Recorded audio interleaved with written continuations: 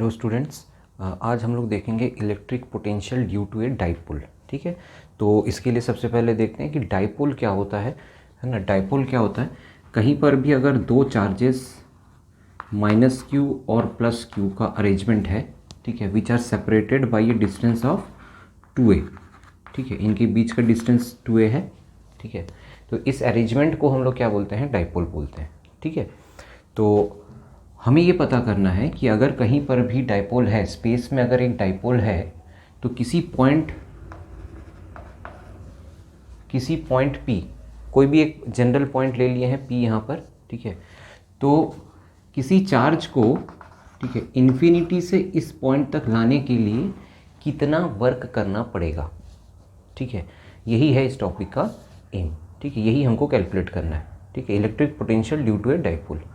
ठीक है, तो डाइपोल रखा हुआ है। ठीक है, फ्री स्पेस में एक डाइपोल है। ठीक है, और हमारे पास एक चार्ज है। ठीक है, उस चार्ज को इन्फिनिटी से इस पॉइंट तक लाने के लिए कितना वर्क करना पड़ेगा। ठीक है, तो ये जो चार्ज है हम लोग इसको यूनिट चार्ज कहेंगे। ठीक है, हमको क्या कैलकुलेट करना है, to find amount of work done.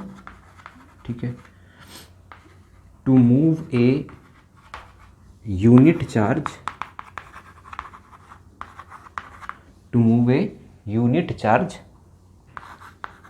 from infinity to point P, ये हमको कैलकुलेट करना है। ठीक है, अब इसका जो पोजीशन है, इस चार्ज का जो पोजीशन है, ठीक है, ये हम कहाँ से मेजर करेंगे, ये हम मेजर करेंगे इसके मिड पॉइंट से। ठीक है, तो ये हमारा ओरिजिन हो जाएगा। ठीक है, ये हमारा आर हो जाएगा। ठीक है, पोजीशन वेक्टर। ठीक है, और आपको पता होगा कि जो डाइपोल मोमेंट होता है, ठीक है, जिसको हम लोग पी वेक्टर से रिप्रेजेंट करते हैं। ठीक है, ये क्या होता है, q इंटू 2a। ठीक है, और इसका डायरेक्शन क्या लेते हैं हम लोग, ठीक है, माइनस क्यू से प्लस क्यू। ठीक है, डायरेक्शन क्या होगा, इसको बोलते हैं डाइपोल मोमेंट, इसका डायरेक्शन होगा minus Q two plus Q. ठीक है, डाइपोल मोमेंट। ठीक है, ये हम बाद में बताएंगे कि डाइपोल मोमेंट कब क्यों होता है, मोमेंट वर्ड क्यों यूज़ हो रहा है डाइपोल। तो ठीक है, समझ में आ गया कि इस अरेंजमेंट को हम लोग डाइपोल बोलते हैं। लेकिन इस अरेंजमेंट को अगर आप किसी एक्सटर्नल इलेक्ट्रिक फील्ड में रखते हो तो इसमें एक टॉर्क प्रोड्यूस होता है। ठीक है, एक रोटेशन होगा। ठीक है, और जिस भी चीज़ की वजह से रोटेशन होता है उसको हम लोग मोमेंट बोलते हैं। ठीक है, तो यहाँ पर जो P है उसका डायरेक्शन माइनस क्यू से प्लस क्यू है। ठीक है, अब इनके बीच का जो एंगल फॉर्म हो रहा है, ठीक है, इसको हम ले लेते हैं थीटा। ठीक है, तो थीटा क्या हुआ, theta is the angle between dipole moment and position vector r. ठीक है, अब देखिए ये जो चार्ज है जिसको आप इन्फिनिटी से पॉइंट P तक लाए हो, ठीक है, इसका जो डिस्टेंस है फ्रॉम बोथ दी चार्जेस, ठीक है, डाइपोल के जो चार्जेस हैं उससे अलग अलग है। तो इसका डिस्टेंस हम लोग ले लेते हैं r1, इसका डिस्टेंस ले लेते हैं r2। ठीक है, तो r1 r2 क्या हुआ, ठीक है, ये जो आपका पॉइंट चार्ज है P जिसको आप इन्फिनिटी से लाए हो, ठीक है, उसका जो डिस्टेंस है फ्रॉम डाइपोल चार्जेस। ठीक है, तो ये तो था कि इसका पोजीशन हम लोग कैसे डिटरमाइन करेंगे। तो दो फैक्टर्स आप देख रहे हो, इसका पोजीशन दो फैक्टर्स पे डिपेंड कर रहा है, एक तो थीटा, ठीक है, और दूसरा है उसका displacement vector from the centre, है ना। तो दो फैक्टर्स हैं, तो ये आर को भी मैं लिख देता हूँ, आर क्या है, ठीक है, position vector of point P from centre of dipole.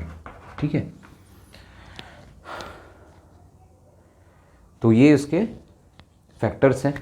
ठीक है, अब हमको ये डिराइव करना है, हमको ये एक्सप्रेशन लाना है कि जो पोटेंशियल है, जो वर्क डन है, ठीक है, अमाउंट ऑफ वर्क डन जो है वो कितना होगा, ठीक है। तो वर्क डन का फॉर्मूला लगाना पड़ेगा, इलेक्ट्रिक पोटेंशियल का फॉर्मूला लगाना पड़ेगा, ठीक है।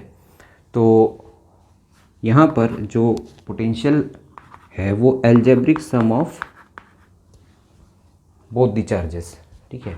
तो पहला चार्ज हम लोग ले रहे हैं माइनस क्यू को और सेकंड चार्ज हम लोग ले रहे हैं प्लस क्यू को, ठीक है। क्योंकि मान लीजिए कि प्लस क्यू नहीं होता तो इन्फिनिटी से इस पॉइंट तक लाने के लिए कुछ तो वर्क करना पड़ता, ठीक है। तो कितना वर्क करना पड़ता पर यूनिट चार्ज, ठीक है। वी लिखे हैं मतलब इलेक्ट्रिक पोटेंशियल है, तो आपको वर्क करना पड़ता 1/4πε0, ठीक है, माइनस Q/R1, ठीक है। सिमिलरली अगर ये चार्ज नहीं होता, सिर्फ यही होता, ठीक है, तो इन्फिनाइट से इस पॉइंट तक लाने के लिए आपको कितना वर्क करना पड़ता पर यूनिट चार्ज, तो वो होता 1/4πε0, ठीक है, प्लस Q/R2, ठीक है। तो क्योंकि वर्क डन हमारा, ठीक है, एक स्केलर क्वांटिटी है, इसलिए हम यहाँ पर दोनों को क्या कर दिए हैं, ऐड कर दिए। सिंपल स्केलर क्वांटिटीज़ क्या होते हैं, सिंपली ऐड हो जाता है, ठीक है, इसलिए यहाँ पर उनका एल्जेब्रिक सम हो गया, ठीक है। यही है आपका, ठीक है, amount of work done to move a unit charge from infinity to point P, ठीक। अब हम लोग यहाँ पर जनरल पॉइंट P के लिए अगर कैलकुलेट कर लेंगे तो ये पॉइंट अगर हम एक्सिस में रखेंगे तो भी कैलकुलेट हो जाएगा, और इस पॉइंट को अगर हम इक्वेटोरियल लाइन पे रखेंगे तो भी कैलकुलेट हो जाएगा, ठीक है। हम उसको आगे देखेंगे, ठीक है। तो इनमें कॉमन निकाल लीजिए, क्या आ रहा है देखिए, 1/4πε0, ठीक है, minus Q/R1 plus Q/R2। Q common निकाल लीजिए, तो Q/4πε0 minus 1/R1 plus 1/R2, ठीक है। अब इसको अगर आप सिंप्लीफाई करोगे, ठीक है, तो Q/4πε0, ठीक है, R1 माइनस R2/R1R2 आ जाएगा, ठीक है। तो अगर मुझे आगे बढ़ना है, ठीक है, तो मुझे इनका जो डिफरेंस है, इनके डिस्टेंस का जो डिफरेंस है वो पता करना है, और इनके डिस्टेंस का जो प्रोडक्ट है वो पता करना है, ठीक है। तो इसके लिए हम यहाँ से, ठीक है, ये जो प्लस Q है यहाँ से एक परपेंडिकुलर बना लीजिए, ठीक है, एक परपेंडिकुलर बना लिए, यहाँ पर परपेंडिकुलर है, ठीक है। तो आप देख रहे होगे कि एक ट्रायंगल फॉर्म हो रहा है, ठीक है, ये ट्रायंगल है। इस ट्रायंगल का नाम मैं ABC रख लेता हूँ, ठीक है। अब ये ट्रायंगल क्या है, एक राइट ट्रायंगल है, ठीक है। अब इसके अंदर ये जो है, ठीक है, थीटा है, दिस इज़ योर 90, तो ये एंगल कितना होगा और ये एंगल कितना होगा, यही पता करना है आपको, ठीक है। आपको ये पता करना है कि अगर ये 2a है तो ये जो लेंथ है, this length is nothing but the difference of R1 and R2, ठीक है। ये जो लेंथ आ रहा है AB, ये क्या है आपका difference of R1 and R2, तो आपको ये AB कैलकुलेट करना है। तो हम आगे देखते हैं। तो यहाँ पर ये पोटेंशियल फाइंड करने के लिए हमको ये डिफरेंस फाइंड करना होगा और ये प्रोडक्ट फाइंड करना होगा, ठीक है। तो ये जो डिफरेंस है ये हम कैसे कैलकुलेट कर रहे थे, हमने C से एक परपेंडिकुलर बनाया, ठीक है, तो एक ट्रायंगल फॉर्म हुआ ABC, ठीक है। अब इस ट्रायंगल को मैं यहाँ पर अलग से बना ले रहा हूँ, ठीक है। तो 90 डिग्री कहाँ पर है, A पे है, ठीक है, ये आपका B है और ये आपका C है, ठीक है। अब यहाँ पर आपको एक एजम्पशन करना होगा, ठीक है। एजम्पशन ये करना होगा कि ये जो पॉइंट P है, ठीक है, अब यहाँ पर एक एंगल दिया हुआ है थीटा, ठीक है, तो क्या मैं इस एंगल को भी थीटा ले सकता हूँ, ठीक है। आप बोलोगे कि नहीं, क्यों नहीं ले सकते, क्योंकि ये दोनों लाइन क्या है, पैरेलल नहीं है, ठीक है। अगर पैरेलल होता तो ये थीटा कॉरस्पॉन्डिंग एंगल्स हो सकते थे, लेकिन यहाँ for the sake of simplicity, ठीक है, हम ये एज्यूम कर रहे हैं कि ये जो पॉइंट P है ये बहुत दूर है, ठीक है। क्या एज्यूम कर रहे हैं हम लोग, point P is very far from dipole, ठीक है। अगर हम ऐसा एज्यूम करते हैं तो आपको लगेगा कि जैसे जैसे ये पॉइंट P दूर होता जाएगा, ये जो दो लाइन है, ठीक है, ये आपस में पैरेलल दिखने लगेंगे, ठीक है, पैरेलल होने लगेंगे, ठीक है। तो इसी एजम्पशन से ये अगर थीटा है तो यहाँ पर भी थीटा एंगल हम एज्यूम कर लेंगे, ठीक है। और ए बी जो है वो क्या है एक्चुअल में R1 माइनस R2 है, ठीक है। और जो BC है ये कितना है आपका 2A है, ठीक है। तो यहाँ पर आप cos थीटा लगाइए, ठीक है। cos थीटा क्या होता है बेस बाई परपेंडिकुलर, तो बेस क्या है आपका R1 माइनस R2 और सॉरी हाइपोटेनस है ये, ठीक है। तो बेस बाय हाइपोटेनस, तो बेस बाय हाइपोटेनस कितना दिख रहा है आपको 2A, ठीक है। तो यहाँ से हम R1 माइनस R2 कितना कैलकुलेट कर रहे हैं 2A cos थीटा, ठीक है। तो ये डिफरेंस हमारा फाइंड हो गया 2A cos थीटा। अब यहाँ पर भी R1 R2 का प्रोडक्ट फाइंड करना है, ठीक है। अगेन यही ये एजम्पशन है, ठीक है, कि आपको अभी जो पॉइंट P ले रहे हो, ठीक है, बहुत क्लोज दिख रहा है आपको, लेकिन हम जो कैलकुलेट कर रहे हैं, ठीक है, वो बहुत फार पॉइंट के लिए कर रहे हैं, ठीक है। ये जो पॉइंट P है काफ़ी दूर है, तो जब ये काफ़ी दूर होगा, ठीक है, तो इनका जो प्रोडक्ट है R1 R2, ठीक है, nearly equal to R square हो जाएगा, ठीक है।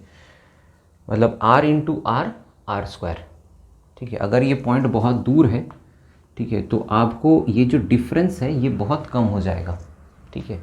तो R1 R के बराबर, R2 भी R के बराबर लगने लगेगा, ठीक है। ये एजम्पशन है, ठीक है। तो जहाँ पर फिज़िक्स में एजम्पशन होता है, ठीक है, उसको ध्यान से रखिए, है ना। तो यहाँ पर हमारा एजम्पशन क्या है, point P is very far from dipole, ठीक है। इसलिए हमने ये एंगल को, यहाँ पर जो एंगल बन रहा था P और R के बीच का जो एंगल है वही एंगल यहाँ भी लिए, ठीक है। और दूसरा एजम्पशन क्या लिया हमने कि R1 into R2 nearly equal to R square. तो ये दोनों वैल्यूज़ को अगर हम यहाँ पुट करें तो Q is equal to 4 pi epsilon naught, ठीक है, 2A cos थीटा और R1 R2 का प्रोडक्ट क्या हो जाएगा nearly equal to R square, ठीक है। तो V इज इक्वल टू, अब यहाँ देखिए यहाँ पर 2A इंटू क्यू है, ये क्या है एक्चुअल में Q इंटू 2A क्या है, ये आपका डाइपोल मोमेंट है, ठीक है। तो 1/4 पाई epsilon not P cos theta by R square, ठीक है। तो 2A Q इंटू 2A जो है उसके जगह हमने क्या लिखा है P लिखा है, डाइपोल मोमेंट।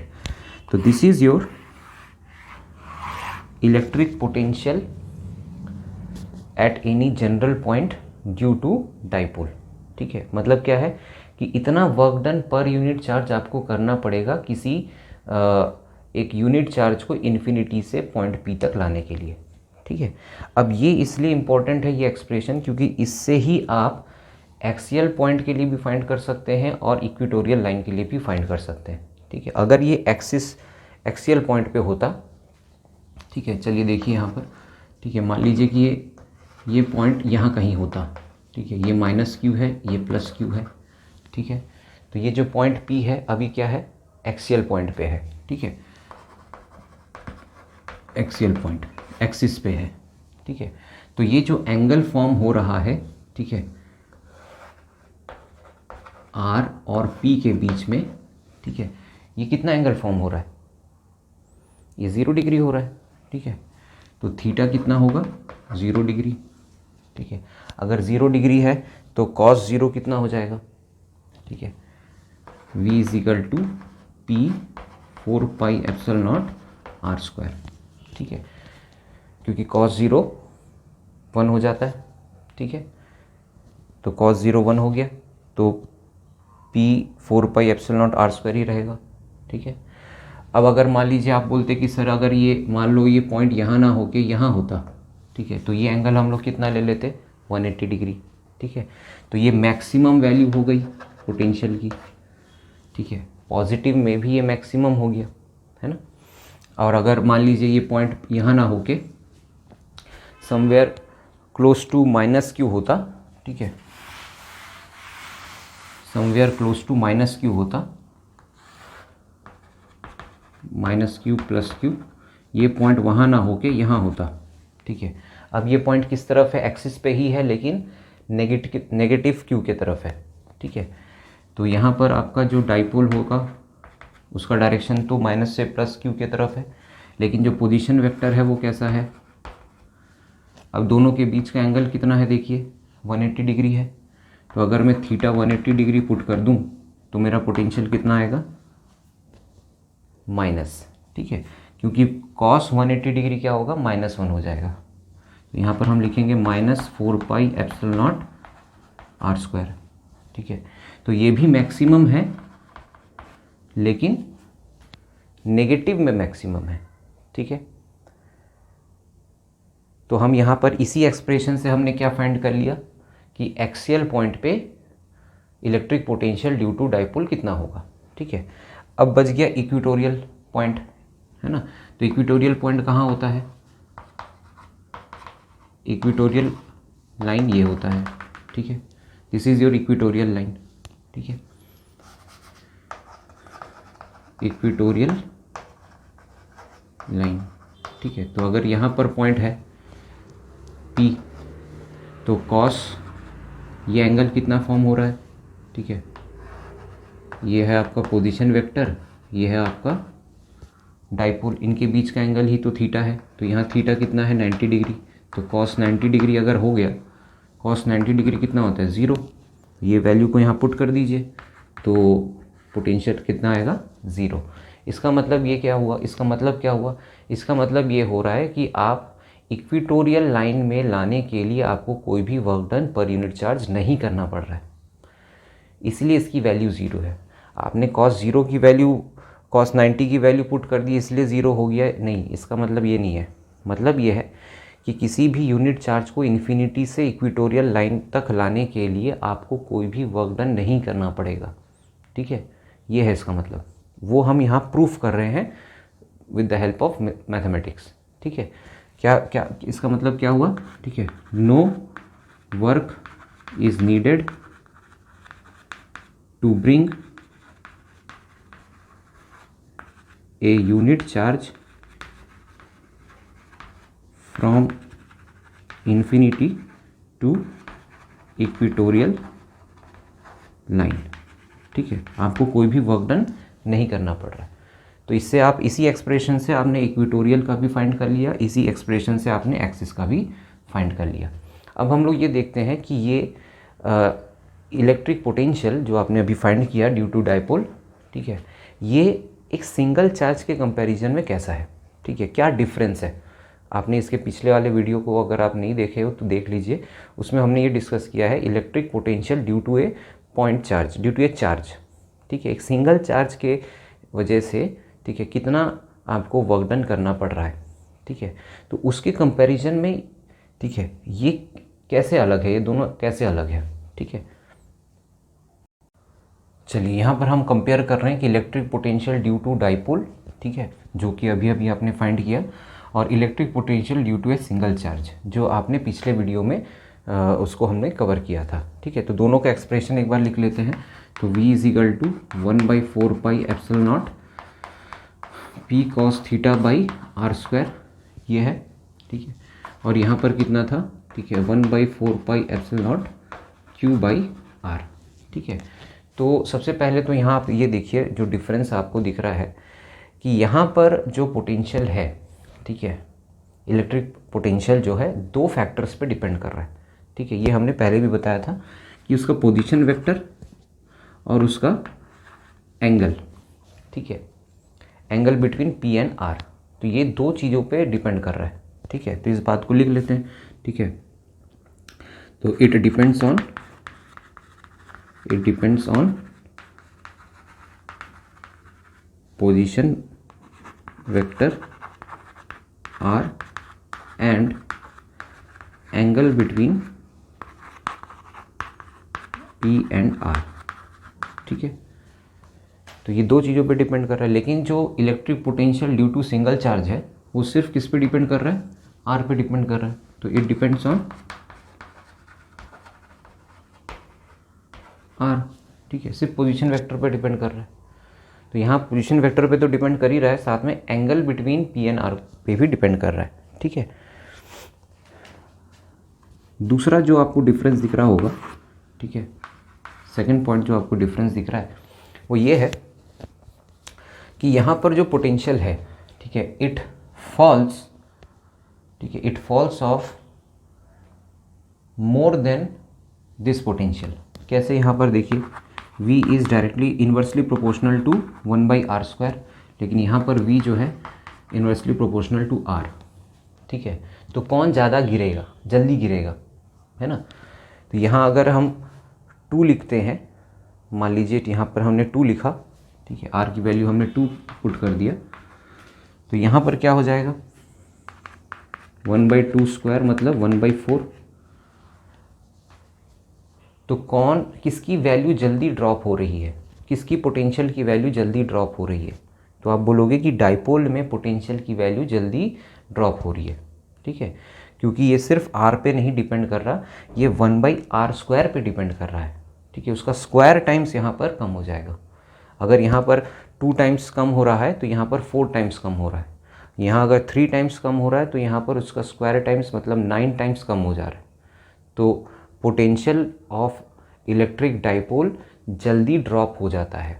ठीक है, ये है आपका डिफरेंस बिटवीन, ठीक है, electric potential due to dipole and a single charge. ठीक है, तो इस वीडियो में हमने क्या कवर किया है, इस वीडियो में हमने electric potential due to dipole, ठीक है, ड्यू टू डाइपोल हमने कवर किया और इनके बीच का जो डिफरेंस है, ठीक है, इसको हमने कवर किया है। ठीक है, तो नेक्स्ट टॉपिक में हम लोग electric potential due to number of charges, ठीक है, इसको हम लोग डिस्कस करेंगे। Thank you.